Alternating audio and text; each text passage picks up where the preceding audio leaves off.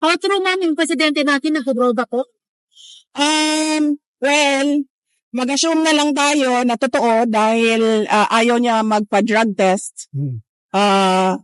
Meron siyang video ng paggamit ng droga na hindi nila ma-deny kasi authenticated.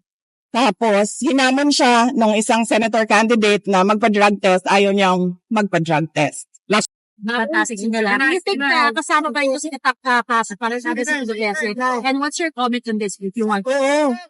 Sinabi ko na nga, wala namang ibang ginawa ang administrasyon na ito, kundi pamumulitika lang at paninira sa mga kalaban nila sa politika. Kung napansin ninyo, noong lumabas yung malaking issue ng blanco sa mga blanco sa budget, at maraming nagtatanong at maraming nagsasabi na unconstitutional yung budget, na tinanong kung paano naging legal yung paggamit nila ng pera, puro blanco yung nasa loob ng budget, ay lumabas yung impeachment ko.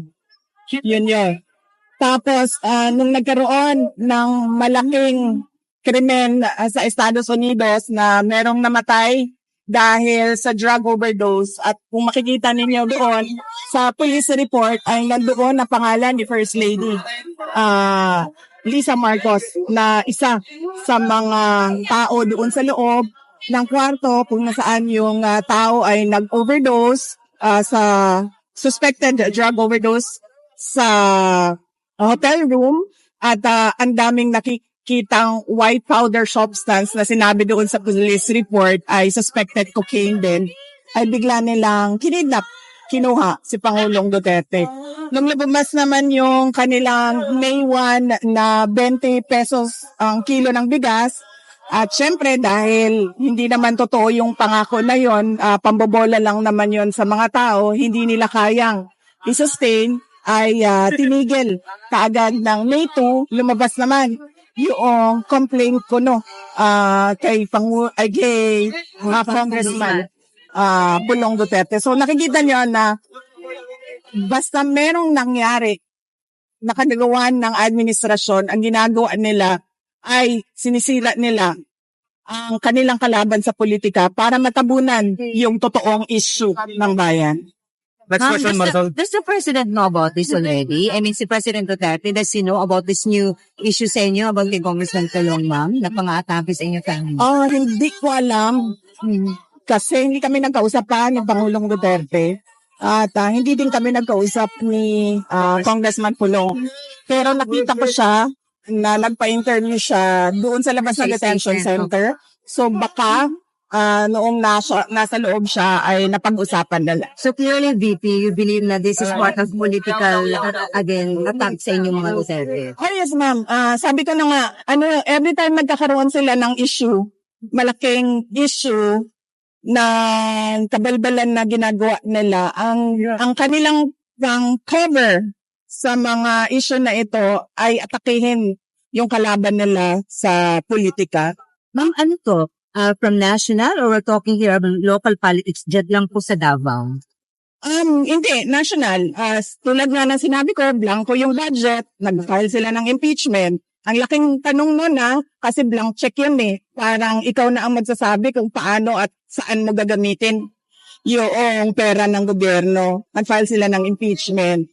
Nung nagkaroon ng drug overdose at merong namatay sa Amerika at nandoon sa loob ng kwarto si First Lady Lisa Marcos, at nandoon sa police report, cocaine yung sinasabing nagkalat doon sa kwarto na yon, ay bigla na lang nilang hinila, kinidnap, kinuha, dinukot si Pangulong Duterte. Ngayon naman, 20 pesos ang kilo ng bigas, isang araw lang, tapos na, wala na. Kinalimutan na naman na pangako, ay bigla na lang merong nag-file ng complaint kay Congressman Pulong. Ma'am, pwede nga lang masabi mo. Yung bigas po kasi sinasabi raw po ng Comelec daw is para nga po doon mag-give doon sa ban nga po doon sa pamimigay ng ayuda and mag-resume sa after the election. Kasi kung ayuda ang pinag-uusapan natin, ibig sabihin, meron silang nakikitang pangangailangan sa tao, di ba? Kaya nga nila in-exempt ang AKAP at AIX, ayuda na kailangan ng taong bayan. So lalong-lalo na yung 20 pesos na kilo ng bigas, lalong kailangan ng mga gutom yun. Huwag nilang i-excuse. Hindi talaga nila kaya gawin yan. Hindi sila marunong paano gawin yan.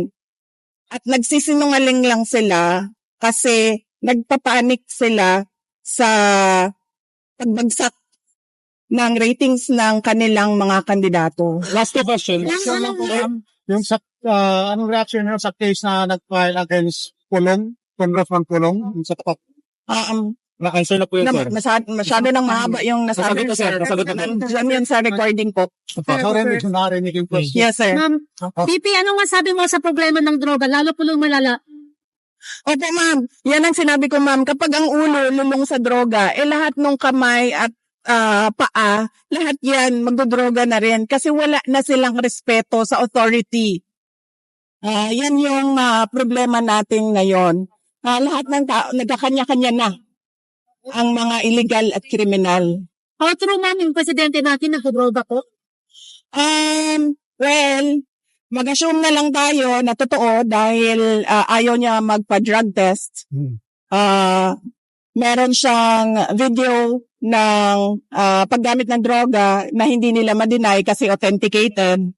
Tapos, hinamon siya ng isang senator candidate na magpa-drug test. Ayaw niyang magpa-drug test. Last question, Alex. Thanks for London. Can I ask, given how things have worked out, do you regret forming an alliance with President Marcos in 2022?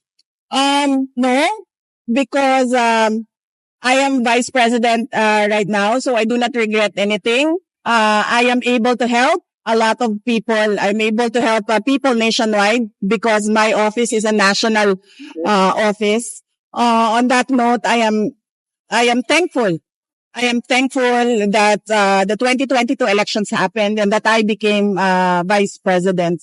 And I think this was really bound to happen. The 2022 elections was bound to happen so that everyone can see what a Marcos can do to a country. And that is just bring us to the road to perdition. Ma'am, gaano ka-importante ang result ng 2020 ng election ngayon sa susunod? Last question. Ano daw? How significant will be the result of the election now sa next election, ma'am? Well, depende. Kasi pag karamihan ay oposisyon ang nanalo, ay meron na talagang magtatanong at ahadlang sa mga maling ginagawa ng administrasyon. Kaya napakahalaga ng eleksyon na ito para sa bayan. Dahil kapag dumami ang oposisyon, ay mag-question na sila all the way at hindi na nila kayang takutin lang o bayaran lang yung mga tao sa loob ng gobyerno. Ma'am, ilang days na lang before election, what do you intend to do, ma'am, para sabihin po ni Presidente yung kanyang Duterte? Pero na lang, ma'am. Opo. Tutuloy-tuloy pa rin yung kampanya namin. So, bukas meron kami sa Island Province, susunod sa Zamboanga, Sibugay, and then susunod sa North Cotabato.